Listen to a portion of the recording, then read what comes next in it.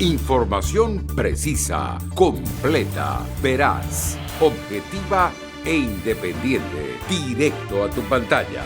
Radio Caracas Radio presenta Voz de América. La Voz de América presenta Buenos días, América. Desde Washington, la actualidad informativa. El Congreso de Estados Unidos tiene ahora en sus manos el acuerdo para el límite de la deuda y hay esperanza de lograr una votación favorable. Estados Unidos y China se acercan para renovar los lazos comerciales en beneficio de las dos economías más grandes del mundo. Y el presidente Joe Biden rinde homenaje a los caídos en las guerras libradas por Estados Unidos. Soy Yoconda Tapia y junto a Gustavo Cherkis les damos la más cordial bienvenida. Aquí comienza nuestra emisión de Buenos Días, América. A menos de una semana para que Estados Unidos se quede sin los fondos necesarios para hacer frente a sus facturas, las miradas se concentran en el Congreso y en los legisladores más radicales de cada partido. Judith Martín Rodríguez en el informe. A medida que el tiempo avanza y nos acercamos a principios de junio, Washington, D.C. vive jornadas decisivas cuando los legisladores estadounidenses tienen que decidir si aprueban o no la propuesta presupuestaria del presidente Joe Biden y del presidente de la Cámara de Representantes, Kevin McCarthy, para aumentar el límite de la deuda y evitar así que el país caiga en una situación inédita de impago. Pese a que la propuesta no agrada a los legisladores más extremistas de cada partido, el presidente Joe Biden se mostró esperanzado. Sabes, nunca digo que confío en el Congreso, pero me siento muy bien al respecto. He hablado con varios de los miembros, hablé con McConnell, hablé con un montón de personas y las sensaciones son buenas. Veremos cuando empiecen las votaciones. Sin embargo, y como ya les adelantábamos, varios senadores y representantes conservadores de extrema derecha critican el acuerdo por no alcanzar los profundos recortes de gastos que solicitaban, mientras que, por otro lado, algunos liberales critican los cambios de política, como los nuevos requisitos de trabajo para los estadounidenses mayores en el programa de ayuda alimentaria. Sin embargo, para aquellos demócratas progresistas que expresaron su preocupación por algunos puntos del paquete, el presidente tenía un mensaje muy simple. Háblenme, dijo. Hoy martes 30 de mayo llega la primera prueba de fuego cuando el Comité de Reglas de la Cámara de Representantes evalúe el paquete y se disponga a su votación para después enviarlo a la Cámara de Representantes en pleno para una votación que se espera se produzca el miércoles 31 de mayo, tan solo un día antes del 1 de junio, el primer plazo del que habló la secretaria del Tesoro Janet Yellen cuando estimó que ese día el Departamento del Tesoro podría quedarse sin fondos que llevaría al país a enfrentar un incumplimiento de pago de deuda sin precedentes. El plazo fue ampliado luego hasta el 5 de junio. Judith Martín Rodríguez, Voz de América. Altos funcionarios de los gobiernos de Estados Unidos y China se reunieron para iniciar un proceso que permita un acercamiento entre ambos luego de los desencuentros que se produjeron después del derribo de un globo espía chino y un impacto en las relaciones comerciales entre ambos países. La secretaria de Comercio de Estados Unidos, Gina Raimondo, y el ministro de Comercio de China, Kang Wentao, encabezaron las delegaciones luego que el presidente Joe Biden señaló un deshielo en las relaciones bilaterales, enviando una clara señal sobre este necesario acercamiento. El mandatario calificó el incidente como un globo tonto, pero fue el que en febrero provocó revuelo bipartidista y condujo a la cancelación de la visita programada del secretario de Estado de los Estados Unidos, Antony Blinken, a Beijing. Ahora se intentó un acercamiento y la secretaria Raimondo se reunió con su colega Wang Wentao y luego este mismo funcionario sostuvo un encuentro con la representante comercial de Estados Unidos, Katherine Tai. Yun Sun, directora del programa de China en el centro Stimson, analizó el tema en estos términos. Tener estos canales abiertos creo que es un componente fundamental de nuestra estrategia hacia China, que ahora es básicamente una combinación y un delicado equilibrio entre competencia y cooperación. Más allá del deseo de demostrar que puede manejar la competencia de grandes potencias con China y buscar la cooperación en temas que van desde la lucha contra el cambio climático hasta detener el tráfico de fentanilo, Yoon dijo que Washington busca que Beijing sea una fuerza constructiva en la guerra contra Ucrania. Y seguimos informando. Hoy nos reunimos nuevamente en el lugar sagrado y solemne para honrar a nuestros héroes, en las filas y filas de piedras de mármol y del testimonio de las mujeres y hombres valientes que sirvieron y se sacrificaron por nuestra libertad y por nuestro futuro. En un discurso que duró poco más de 14 minutos, el presidente Joe Biden se dirigió a la nación desde el anfiteatro del cementerio de Arlington, en el 155 aniversario del Día de los Caídos en las Guerras de Estados Unidos. Honró el sacrificio, valor y la valentía de los soldados y oficiales que murieron por Estados Unidos en conflictos durante 247 años y que defendieron con su vida la democracia. Recordó con dolor y emoción a su hijo Bo, ex oficial de la Armada que combatió en Irak, pese a que fue un cáncer el que terminó con su vida y que hoy justamente se cumplen 8 años de su desaparición. En sus palabras que pronunció, les habló a las familias, subrayando el orgullo de ser parte de la historia de Estados Unidos. Les dijo: Nunca olvidaremos las vidas que representan nuestras banderas, flores y marcas en el mármol de una madre, un padre, un hijo, una hija, una hermana, un cónyuge, un amigo, un estadounidense. Cada año los recordamos, cada año es más difícil. Para todos aquellos en todo el país están de duelo por la pérdida de un ser querido, que sepan que sé lo doloroso que es. Es como abrir un agujero en el pecho y sentir que te hundes en él. El presidente Biden subrayó además la devoción y el valor de quienes día a día defienden con su vida los valores democráticos y fue contundente a la hora de afirmar que todo ese sacrificio no ha sido en vano y que valió la pena.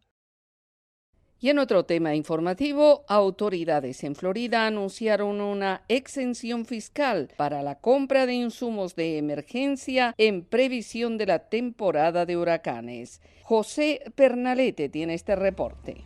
La prevención de desastres ante el impacto de tormentas es una prioridad en Florida. De hecho, desde esta semana hasta el 10 de junio, las autoridades del estado decretaron una exención fiscal en la compra de insumos para atender emergencias ante la venidera temporada de huracanes. De acuerdo con el Servicio Nacional de Meteorología, se pueden registrar hasta 17 tormentas y quizás 4 podrían alcanzar categoría mayor. Sabemos muy bien que una sola tormenta puede causar una catástrofe en nuestra comunidad, por eso debemos estar preparados desde ya. En ferreterías y supermercados, artículos como linternas, baterías, piezas de madera para proteger ventanas y puertas, generadores de energía eléctrica o cualquier insumo para proteger los inmuebles por la contundencia de las tormentas y atender una eventual emergencia por falta de servicios, quedan exentos del pago de impuestos. Los residentes del sur del estado se toman en serio esta oportunidad de precaución y ahorro.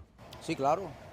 Bueno, hay que protegerse para prever los problemas después el seguro no te quiere pagar y toda esa serie de cosas, imagínate, te complica la vida. Nosotros tenemos ya la planta en la casa, probablemente esa linterna, cosas así. Bueno, me llevaría quizás un generador. Otros prefieren esperar que llegue la tormenta y comprar lo que sea inminente. No, debido a que están las noticias al día, así que cuando sea necesario creo que va a ser el momento. Si no se acapara todo y no se llega a nada. La prevención temprana es clave para evitar consecuencias de gravedad ante esta temporada de huracanes. Las autoridades estatales, condales y municipales coinciden en la recomendación de planificación en casa junto a la familia. Para hacer un plan, hágase las siguientes preguntas. Vivo en una zona de inundación. ¿Qué hago si necesito evacuar? ¿Qué centros de evacuación están abiertos y dónde quedan? Si usted o un familiar tiene necesidades médicas y necesitan ayuda de evacuación, inscríbanse en el programa de evacuación de emergencia. Esta exención de impuestos también abarca productos del cuidado y prevención de mascotas. José Pernalete, Voz de América, Miami. Sintonizan Buenos Días América, un programa de La Voz de América.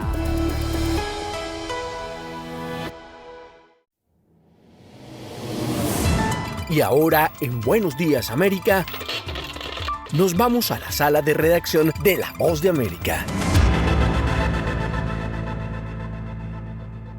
Por otra parte, el gobierno panameño y la Organización Internacional para las Migraciones redoblan esfuerzos para brindar asistencia humanitaria a una cifra récord de migrantes que intentan cruzar el tapón del Darién. Esta es una actualización de nuestra sala de redacción.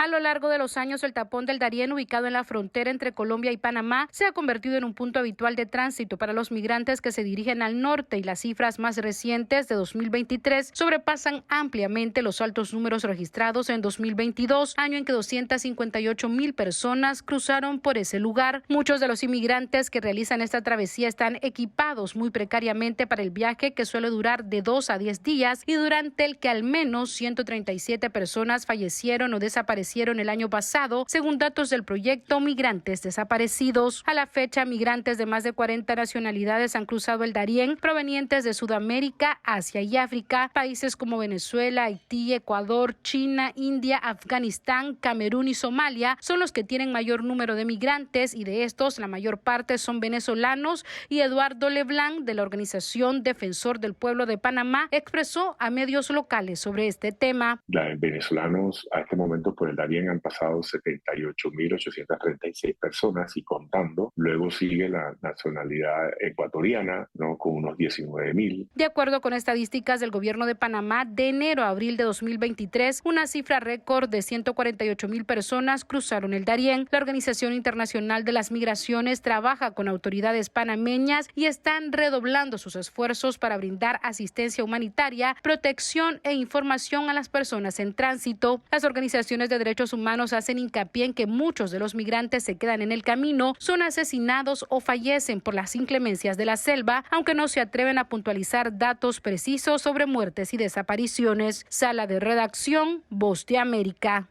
Y hoy continuamos con este tema.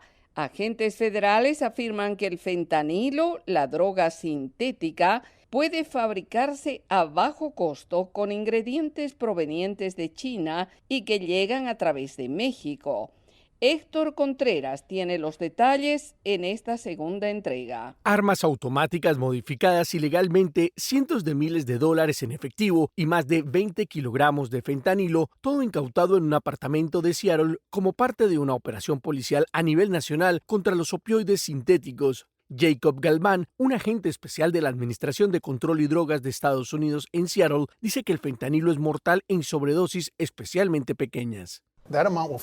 Esa cantidad cabe en la punta de un lápiz. Son 2 miligramos y esa es una dosis letal de fentanilo. El agente principal de investigaciones de seguridad nacional de Seattle, Robert Hammer, dice que las drogas incautadas procedían de México a través del estado vecino de Arizona y en entrevista con La Voz de América destacó textualmente: muchas de las sustancias relacionadas con el fentanilo, los agentes aglutinantes, las prensas, los tintes, hemos visto muchas de ellas provenientes de China. Por su parte, el portavoz del Ministerio de Relaciones Exteriores de China, Mao Ning, dice que no hay tráfico ilegal de fentanilo entre China y México. Paralelamente, la Casa Blanca advierte que está construyendo una coalición global para prevenir la fabricación ilícita de drogas, detectar amenazas emergentes, interrumpir el tráfico, abordar las finanzas ilícitas y responder a los impactos en la seguridad y la salud pública, como recientemente destacó el presidente Joe Biden.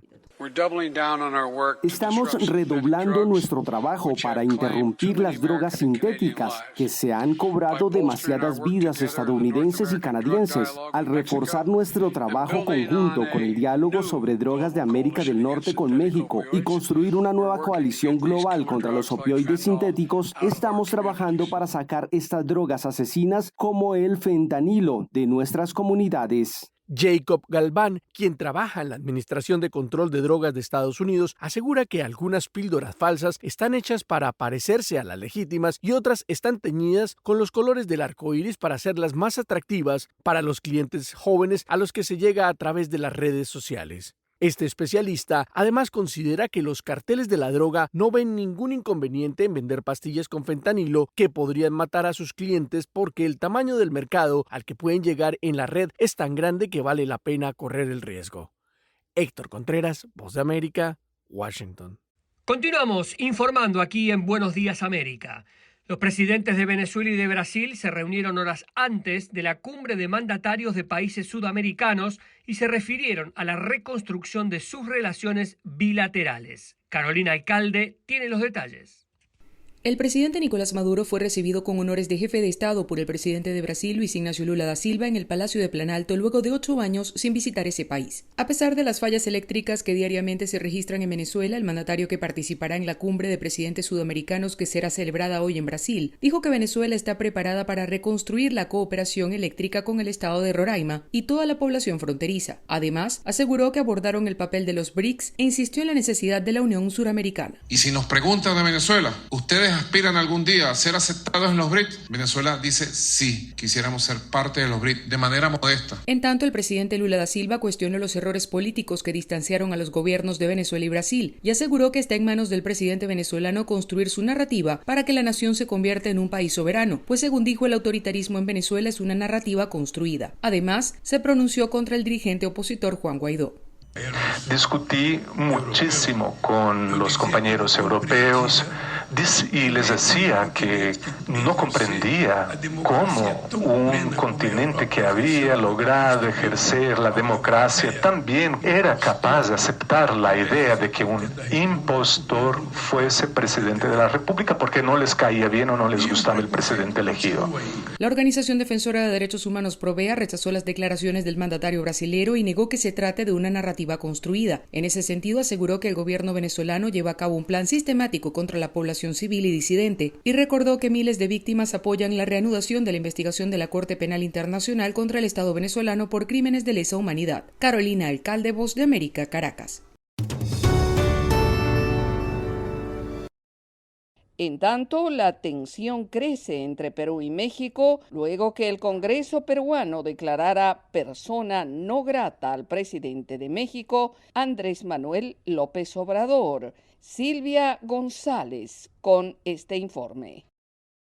La presidenta del Perú, Dina Boluarte, no se ha quedado callada ante las cuestionadas declaraciones del presidente de México, Andrés Manuel López Obrador, luego que el Congreso de la República lo declarara persona non grata. Respecto de las palabras del señor López allá en México, pues un poco haciendo retórica lo que él dice, yo diría mucha ignorancia para tanta inteligencia de un pueblo mexicano. Recordemos, el mandatario mexicano se ha reafirmado en su decisión de no entregar la Alianza del Pacífico a la presidenta Dina Boluarte, debido a que considera que la jefa de Estado está usurpando la presidencia y además ha usado frases descalificando su mandato como es mucho pueblo para tan poco gobierno. Por otro lado, el jefe del gabinete, Alberto Otárola, ha saludado la decisión del Parlamento y ha hecho un llamado a los peruanos a mantenerse unidos ante la política exterior. Lo del Congreso es una decisión con la que yo estoy de acuerdo y expresa no solamente el malestar, sino la opinión en conjunto de todos los peruanos respecto a declaraciones inoficiosas de presidentes que ingresan de manera injerencista en los asuntos internos del país. Esta tensión entre ambos países parece además afectar a los ciudadanos peruanos que viajan a México debido a que el Ministerio de Relaciones Exteriores ha advertido mediante un comunicado que México ha puesto trabas para el ingreso de peruanos al Aeropuerto Internacional Benito Juárez en Ciudad de México y en Cancún. Por otro lado, el presidente López Obrador no ha descartado entregar la presidencia pro tempore de la Alianza del Pacífico al presidente de Chile, Gabriel Boric, quien en su momento ha lamentado estas disputas internas. Silvia González, Voz de América, Perú. Por otra parte, el gobierno de El Salvador ordenó fortalecer la persecución contra los remanentes de las pandillas que, según organismos de inteligencia, amenazan con atentar contra policías. Neri Mabel Reyes tiene el reporte.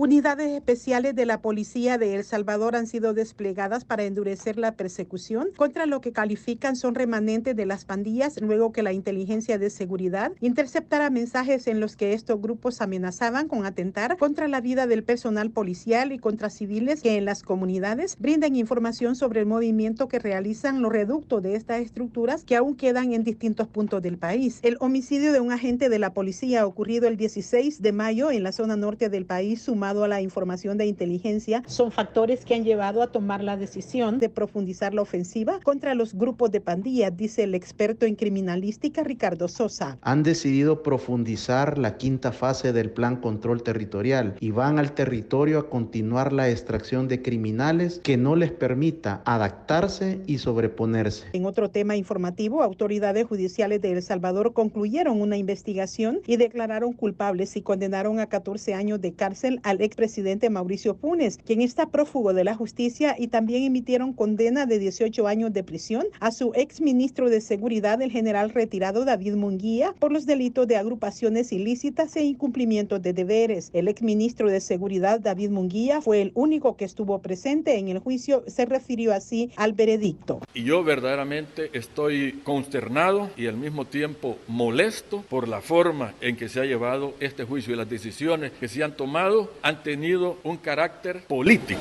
no un carácter jurídico. Nerima del Reyes, Voz de América, San Salvador. Momento deportivo en La Voz de América. Les informa Henry Llanos. En el baloncesto de la NBA no hubo una remontada sin precedentes ni milagro al último momento. Ningún primer sembrado evitó que el Heat de Miami dispute la serie por el título de la NBA. El jugador más valioso de las finales de la conferencia este, Jimmy Butler, anotó 28 puntos y Caleb Martin sumó 26 unidades, 10 rebotes en el juego 7 de las finales de la conferencia este para ayudar al Heat de Miami a vencer por 103-84 a los Celtics para disputar sus segundas finales en 4 temporadas. Un año después de que perdieron el juego 7 ante Boston, el Heat se recuperó tras dejar ir una ventaja de 3-0 en la serie. Avanzaron para enfrentar a los Nuggets, campeones de la conferencia oeste. El juego 1 es el jueves en Denver y el Heat ha dicho que está preparado para seguir haciendo historia en el baloncesto de la NBA. En el tenis internacional, casi todo el mundo espera y realmente quieren ver que Carlos Alcaraz y Novak Djokovic se encuentren cara a cara en las semifinales del Abierto de Francia. Falta mucho por recorrer y ambos empezaron el lunes sus andanzas en Roland Garros con victorias en sets corridos ante oponentes que se bautizaron en un Grand Slam. Todo apuntaba a debuts sin mayores sobresaltos para que los dos favoritos al título le tomaran el pulso al torneo en arcilla, y así fue, salvo breves apuros al final para ambos. Djokovic, campeón de 22 grandes, saltó primero a la pista del estadio Philippe Cartier para enfrentar a Alexander Kovacevic, un estadounidense de 24 años, oriundo de Nueva York, que inició la semana como 114 en el ranking del tenis internacional. Henry Llanos, Voz de América, Washington.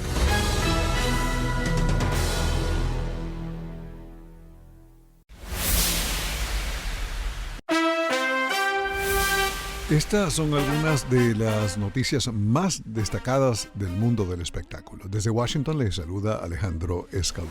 Hoy martes abrimos con un informe de Gustavo Cherkis sobre la preocupación entre artistas y productores musicales sobre el impacto potencialmente negativo de la inteligencia artificial en la industria musical. Esta nueva tecnología está presente y es ampliamente empleada en la industria de la música, que por estos tiempos se debate en incluir y convivir o rechazar la inteligencia artificial. La canción Heart of My Sleeves, publicada por el TikToker anónimo Ghostwriter 977, hecha con inteligencia artificial, sonaba como sus verdaderos intérpretes, los músicos Drake y The Weeknd. Rebecca Fibrink, profesora de computación creativa en la Universidad de las Artes de Londres, ha estado trabajando con inteligencia artificial en música desde el 2003. Sostiene que la industria de la música tendrá que decidir cómo combatir o usar y unirse a la inteligencia artificial. Una vez que una computadora comprende los patrones que subyacen a la voz original, no necesita necesariamente una gran cantidad de datos de The Weeknd para generar los sonidos que suenan exactamente como él. El sello discográfico Universal Music Group, que representa a Drake y The Weeknd, emitió un comunicado enfatizando la necesidad de proteger la música de los artistas. Esta semana les presentaremos la segunda parte del informe de Gustavo Cherkis sobre el tema de la inteligencia artificial y la industria musical. Entre tanto, HBO y Max estrenaron el lunes la película biográfica Reality, en la que Sydney Sweeney de Euphoria y The White Lotus interpreta a la excontratista de la Agencia de Seguridad Nacional de Estados Unidos, Reality Winner, quien fue acusada de filtrar documentos secretos en relación a la interferencia rusa en las elecciones presidenciales de 2016. La película en sí se basa en un diálogo real que tuvo lugar entre Reality Winner y los agentes del FBI que en 2017 se presentaron en su casa para someterla a un interrogatorio. Se trata del primer filme que dirige Tina Satter y ha recibido, por cierto, excelentes críticas desde que debutó en el Festival de Cine de Berlín.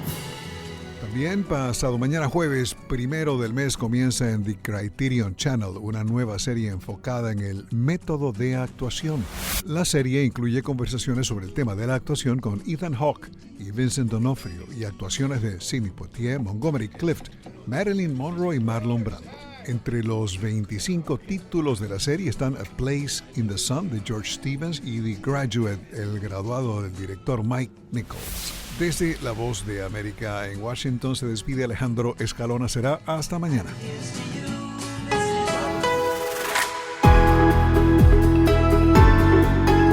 Y así llegamos al final de Buenos Días América. Soy Yoconda Tapia y les agradezco el privilegio de la sintonía. Soy Gustavo Cherkis y les invito a conectarse con nuestra página web, vozdeamerica.com, o seguirnos en Twitter, @vozdeamerica. Será hasta nuestra próxima emisión. Información precisa, completa, veraz, objetiva e independiente. Directo a tu pantalla. Voz de América en RCR 750.